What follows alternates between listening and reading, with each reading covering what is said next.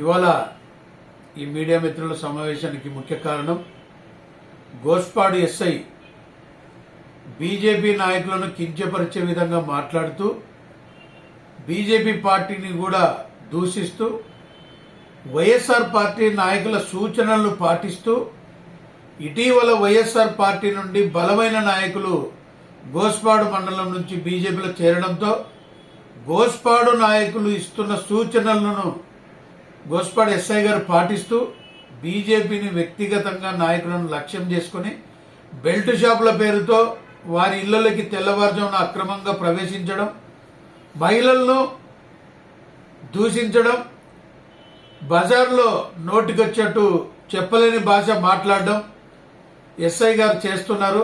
వీటిపై స్థానిక మండల బీజేపీ నాయకులు నా దృష్టికి తీసుకురావడం జరిగింది.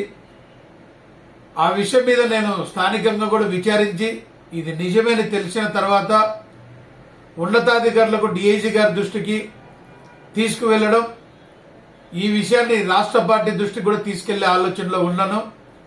వీరిపై ఎస్ఐ గారి మీద పార్టీని దూషిస్తూ బీజేపీ నాయకులను వ్యక్తిగతంగా వైఎస్ఆర్ పార్టీ నాయకుల సూచనల మేరకు వారి మనసుకు భంగం కలిగే విధంగా, సమాజంలో గౌరవంగా ఉన్న వారిని కించపరిచే విధంగా మాట్లాడుతున్న ఎస్ఐ గారిని శాఖాపరమైన చర్యలు తీసుకోవాల్సిందిగా డీఐజీ గారిని కోరడం జరిగింది. ఈ విషయాన్ని డీజీపీ గారి దృష్టికి, రాష్ట్ర అధ్యక్షుల దృష్టికి తీసుకుని వెళ్లి వారి మీద చర్యలు తీసుకునేంత వరకు ఖచ్చితంగా పార్టీ పరమైన నిర్ణయం కూడా తీసుకుంటాం. ఎస్ఐ గారి ప్రవర్తన మారాలి.